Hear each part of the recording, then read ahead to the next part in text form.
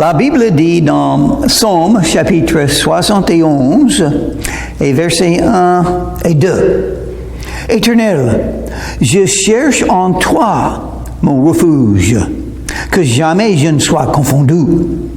Dans ta justice, sauve-moi et délivre-moi. Incline vers moi ton oreille et secours-moi. Prions. Merci Seigneur pour la parole de Dieu qui est puissante et qui est notre nourriture spirituelle. Ouvre nos yeux, enseigne-nous Seigneur Jésus. Dans ton nom je te prie. Amen. David dit qu'il cherche Dieu pour un refuge. Et nous savons pourquoi nous avons besoin d'un refuge. Il y a beaucoup de dangers dans la vie. Les dangers spirituels, les dangers des hommes méchants, les dangers des maladies, beaucoup de dangers. Les dangers de manque, la nourriture ou de l'argent qu'il faut pour payer les factures, pour vivre. Je cherche en toi mon refuge. Ah, ça c'est un bon endroit pour aller, pour chercher un refuge. Dieu. Il est tout puissant, il peut tout faire, donc il peut m'aider. Il faut le croire et il faut chercher le Seigneur. Cherchez et vous trouverez. Ces mots ont été écrits il y a 3000 ans et sont toujours vrais. Chacun cherche quelque chose. Qu'est-ce que vous cherchez? Cherchez en Dieu un refuge et vous le trouverez. Que jamais je ne sois confondu par les problèmes de la vie, confondu par les détresses, par les ennemis. Pourquoi ça m'est arrivé? C'est horrible ça, confondu. Pourquoi je ne peux pas faire ce que je veux faire?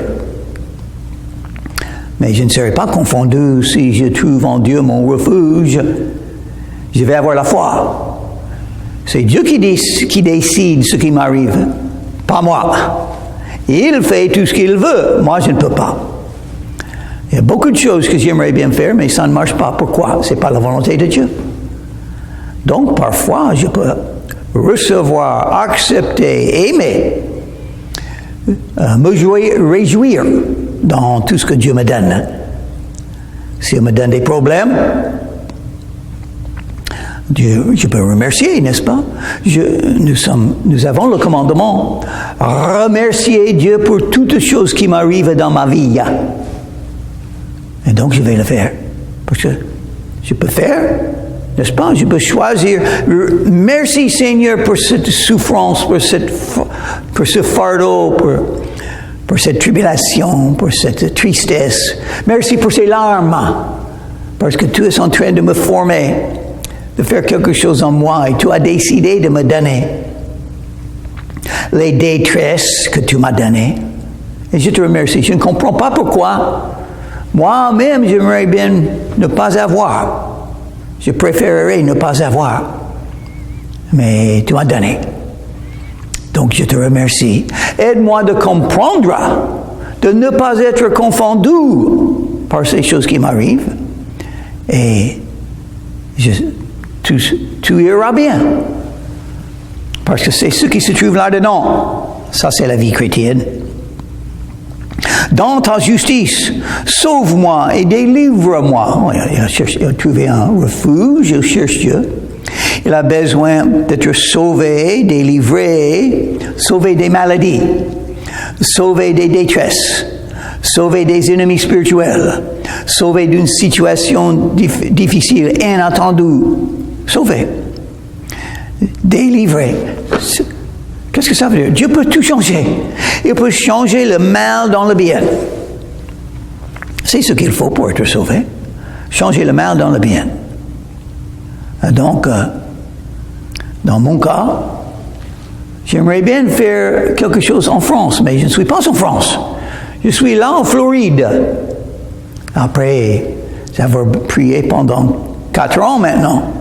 4 ans, j'ai cherché un moyen d'aller en France pour le Seigneur, parce que je vois les besoins spirituels. Et j'aime la France et les Français. Je sais parler un petit peu le français. Je connais le Seigneur. Je sais un petit peu la Bible. Donc, certainement, je peux aider. Je peux aider un peu. Mais même aider un peu, c'est quelque chose. C'est mieux de ne rien faire. Donc, qu'est-ce que je peux faire maintenant? Qu'est-ce que je vais faire? Je vais toujours chercher un refuge dans le Seigneur. Il peut changer ma détresse dans la délivrance. Il entend mes prières. Incline vers moi ton oreille et secours-moi. Ça, Dieu fait. Il entend nos prières. Il aime nos prières. Elles sont précieuses à lui, les prières des enfants de Dieu. Parce qu'il y a quelques-uns dans ce monde qui cherchent Dieu, qui invoquent le nom du Seigneur pour résoudre les problèmes de la vie. Ils ne font pas leur volonté, ils cherchent l'aide de Dieu. Et c'est ce que David fait là. Il cherche l'aide de Dieu. Et si vous cherchez l'aide de Dieu, vous allez trouver quand il est prêt. On fait le tour de la ville. Beaucoup de fois. Josué l'a fait 7 fois. Mais pour nous, c'est peut-être plus que ça. Oui. Et peut-être un tour de la ville, pour nous, ça fait 1 an. Il faut 1 an pour faire un tour de la ville. Donc, qu'est-ce que j'ai fait maintenant? 4 ans d'attendre la main de Dieu. Et donc, 4 fois, peut-être, j'ai fait le tour de la ville.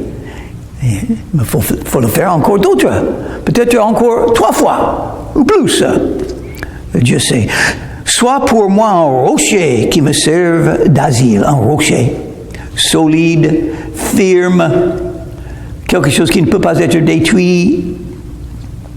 On ne va pas tomber, on sera établi sur un rocher, sauf protégé, où je puisse toujours me retirer. Et voilà, ça c'est vrai.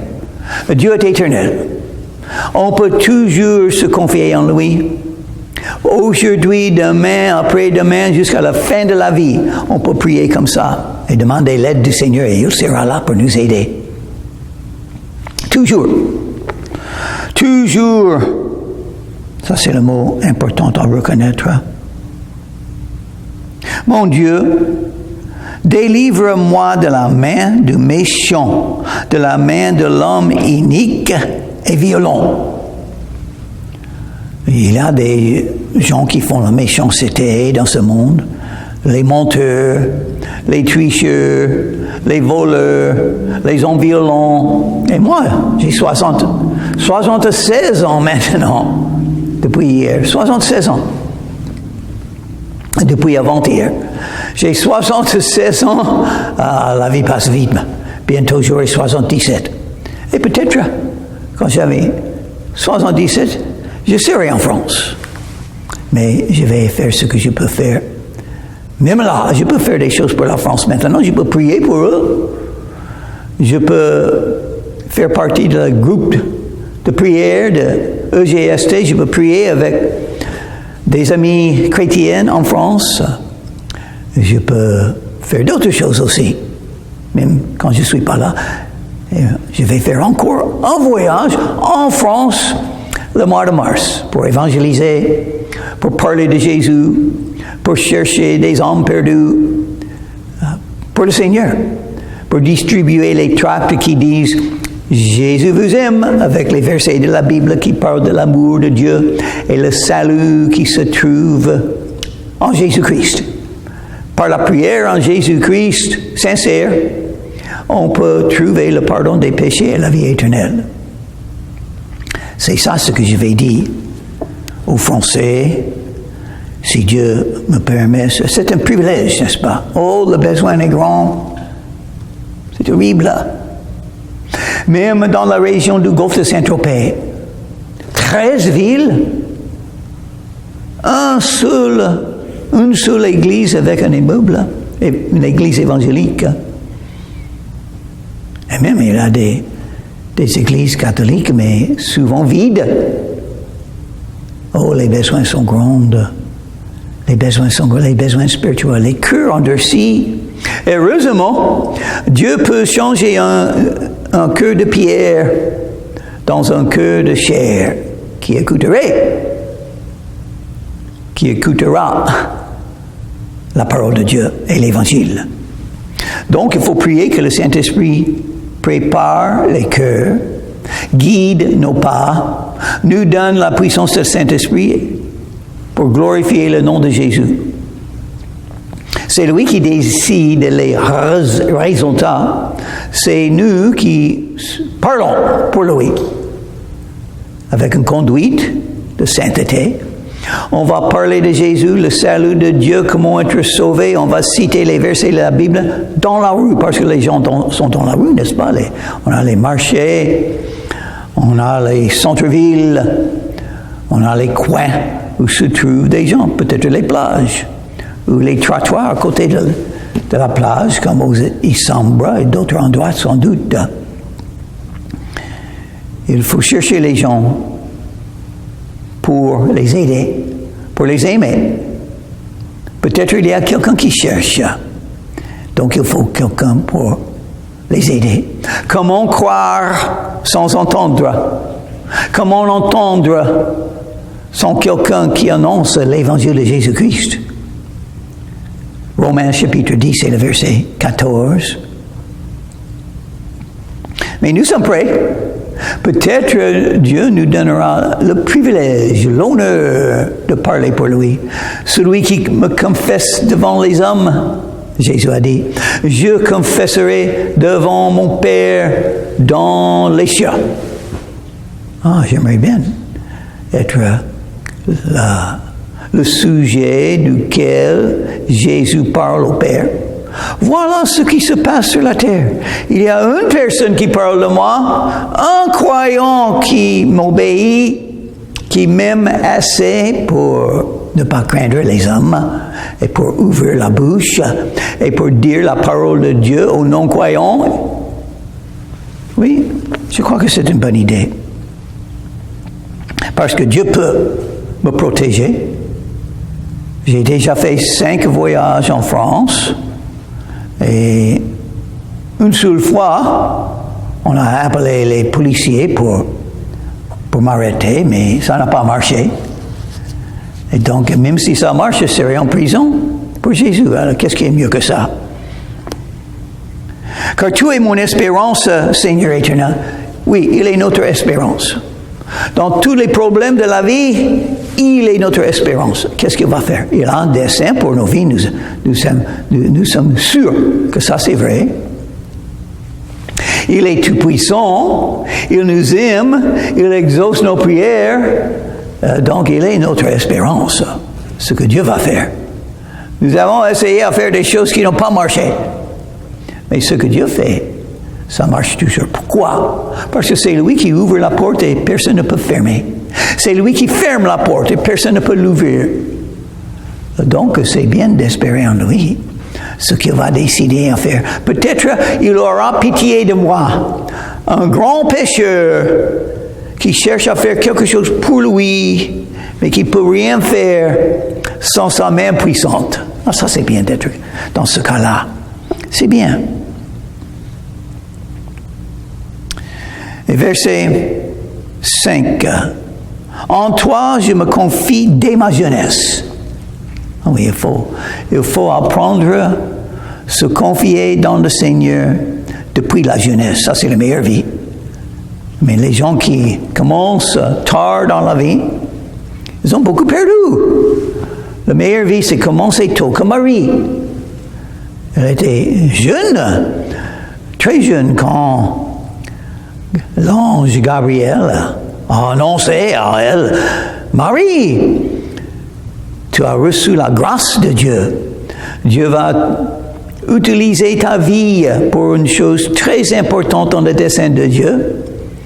Tu seras enceinte. Même étant une jeune fille, une vierge, tu seras enceinte pour la gloire de Dieu. Parce qu'un enfant, c'est un cadeau de Dieu, un don de Dieu. Et ce n'est pas seulement un enfant humain, c'est le Christ, le Messie. Le sauveur du monde sera cet enfant dans ton sein, parce que tu vas faire la mère du corps de Jésus. Jésus qui existe éternellement. Jésus qui était là au commencement. Jésus qui a tout créé. Mais il a besoin d'un corps humain. Et la manière de créer un corps humain, c'est que ça puisse commencer dans le sein d'une femme et croître, et après 9 mois, entrer dans le monde, sortir de cet endroit d'amour et de confort. On est protégé. Il va sortir et vivre une vie meilleure que toutes les autres vies. Il sera le seul qui ne péchera pas. Il sera le seul qui cherche toujours la volonté du Père. Et de faire toujours la volonté du Père. Il aimera tous. Il enseignera la vérité. Il sera la vérité. Et puis la volonté de Dieu pour lui, mourir. Comme tout le monde, il va mourir, mais lui, il va mourir pour les péchés du monde. Il sera le Messie, mais il sera aussi le roi des rois. Dieu changera le mal dans le bien. Il est mort, mais ça nous a rachetés. Il est mort, mais il est ressuscité des morts. Il est mort, mais il est le sauveur du monde. C'est lui seul qui peut sauver une âme pour pouvoir entrer dans le royaume des cieux. C'est lui qui sera aussi le roi des rois, le Seigneur des seigneurs. Il reviendra. Il viendra une deuxième fois pour tout changer, tout corriger, tout juger. Et il sera roi sur le trône de David, 1000 ans en Jérusalem, roi de toute la terre. Et vous, et toi, Marie, tu seras la mère d'un tel homme. Et elle était étonnée, sans doute. Étonnée. Quelle grâce d'être choisie, d'être la mère du Messie, de faire croître ce corps de Jésus dans mon corps. Marie devait dire. Elle était juive, elle était vierge, elle était dans le lignage du roi David. Donc elle était parfaite. Elle aimait Dieu, elle suivait Dieu, elle était fidèle à Dieu, elle avait foi. Elle était prête à obéir Dieu. Ah, ça c'est un clé aussi. Prêt à obéir Dieu. Qu'est-ce qu'il faut pour recevoir un appel de Dieu? Quelqu'un qui est prêt, préparé, prêt à dire oui Seigneur, ce que tu veux, je le ferai. Ce que tu me donnes, je vais me confier en toi. Et qu'est-ce qu'elle a dit? Après que l'ange a dit tout ça à elle, elle a dit, je suis ta servante. Ce que tu veux de moi, je ferai. Ce que Dieu veut de moi. Est-ce que tu peux dire ça? Si oui, tu peux être comme Marie. Sinon, tu vas perdre le dessein de Dieu pour ta vie. Dès le ventre de ma mère, je m'appuie sur toi. C'est toi qui m'as fait sortir du sein maternel. Tu es sans cesse l'objet de mes louanges. C'est Jésus qui le sait qu'il a fait comme il faut. Mais d'autres ont fait. D'autres ont été nés dans une famille de croyants. Ils ont été enseignés la vérité depuis leur tout petite jeunesse. Et ils ont gagné la foi très tôt dans la vie. Ils ont commencé à suivre Dieu très tôt dans la vie. Les enfants. Jésus a dit, laissez venir les enfants à moi. Le royaume des cieux est fait des enfants. Par ça, nous savons, chaque enfant qui meurt va tout de suite dans le royaume des cieux. Et nous, les croyants, Nous sommes appelés dans la Bible les enfants de Dieu. Nous sommes les enfants aussi. Et même Jésus a dit, il faut regarder les enfants et apprendre. Ils ne sont pas orgueilleux. Ils ne sont pas enflés d'orgueil. Ils connaissent que les autres sont plus grands, plus sages plus intelligents qu'eux. C'est normal. Un enfant peut prendre la main des parents, de leur père, de leur mère, et les suivre facilement. C'est un enfant, un petit enfant. Plus tard, les enfants commencent à croire et à vouloir vivre leur propre vie. Et il y a quelques-uns qui sont en rébellion contre les parents. C'est un grand péché. Dieu vous a donné les parents pour une raison, pour apprendre pour les honorer. C'est Dieu qui vous a donné votre père et votre mère. Et il a choisi, comme il a fait pour Jésus. Le père a choisi la mère de Jésus. Et le père a choisi votre mère aussi. Donc il faut l'honorer, il faut l'aimer. Il faut avoir la sagesse pour reconnaître ce qu'il faut apprendre de la vie de votre mère et de votre père.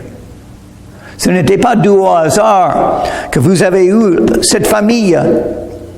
Dès le ventre de ma mère, je m'appuie de toi. C'est toi qui m'as fait sortir du sein maternel. Il faut reconnaître ça. Dieu guide ta vie depuis le commencement. Tout ce qui est arrivé dans ta vie, vous n'avez pas eu de choix. Ce n'était pas du hasard. C'était la main de Dieu qui agit dans votre vie, dans la vie de chacun. Il veut faire quelque chose de vous et il a déjà décidé quoi faire en vous donnant une mère et un père. Pour vous faire, pour vous enseigner, pour vous préparer pour l'avenir, pour le dessein de Dieu pour votre vie.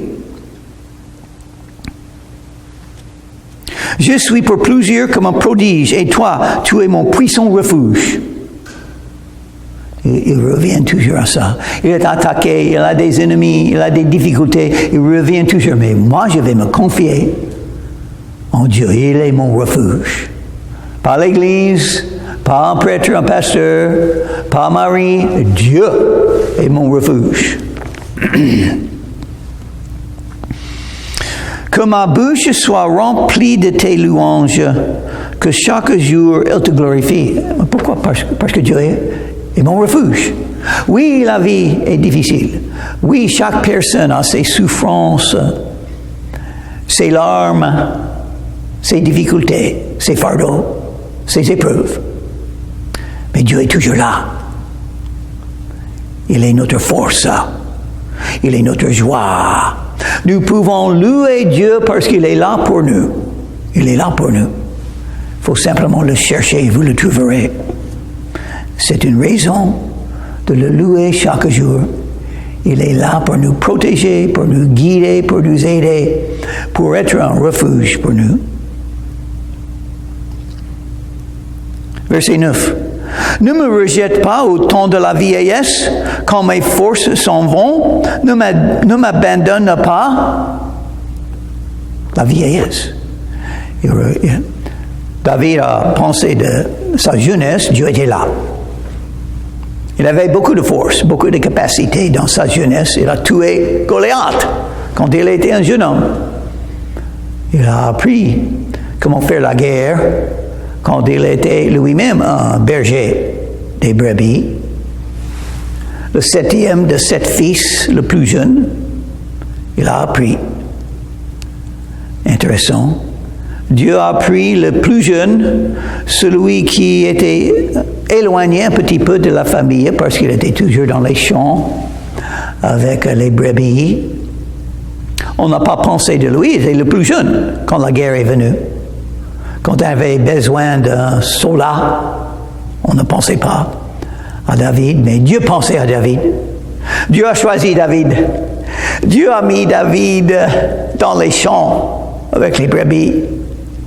afin qu'ils puissent apprendre qu'est-ce que c'est un berger et qu'est-ce que ça symbolise. Donc il a écrit Psaume 23 pour nous enseigner aussi, pour notre bénéfice aussi. Tout ce qui est arrivé dans la jeunesse de David était la volonté de Dieu, et maintenant il est vieux. Maintenant, il n'a plus la force de la jeunesse.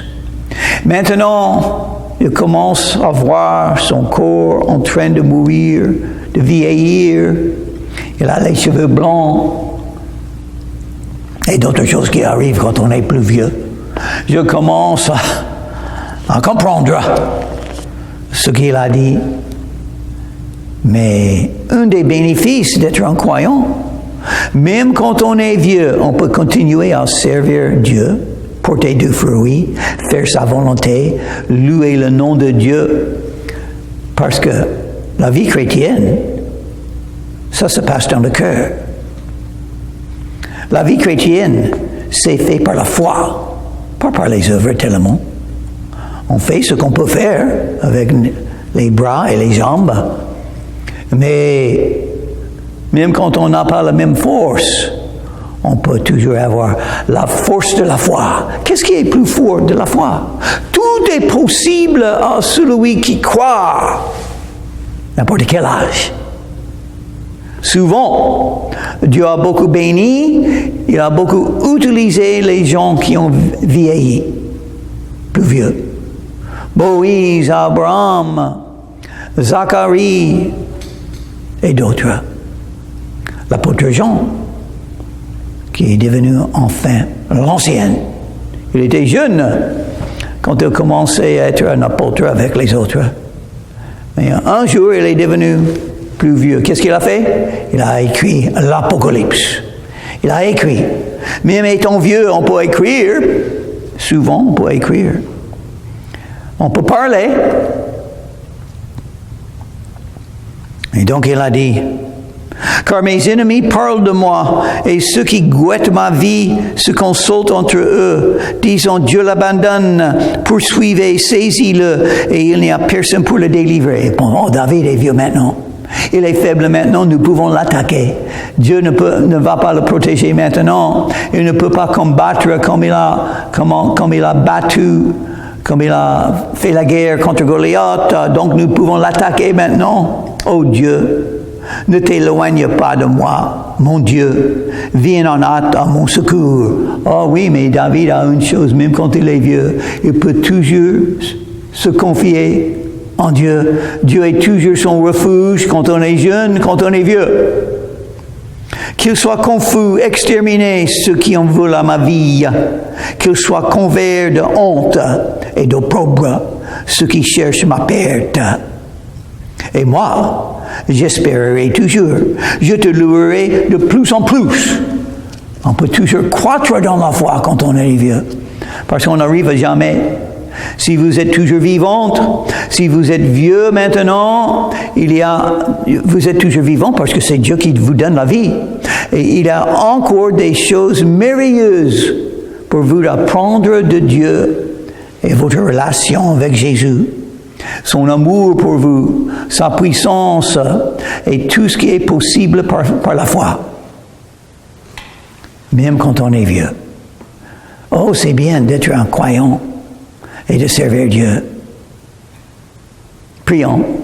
Merci Seigneur que tu peux nous utiliser même quand nous sommes plus vieux. Guide nos vies, donne-nous la foi de pouvoir croire ce qui est enseigné, par exemple, dans ce psaume. Que ta volonté se fasse.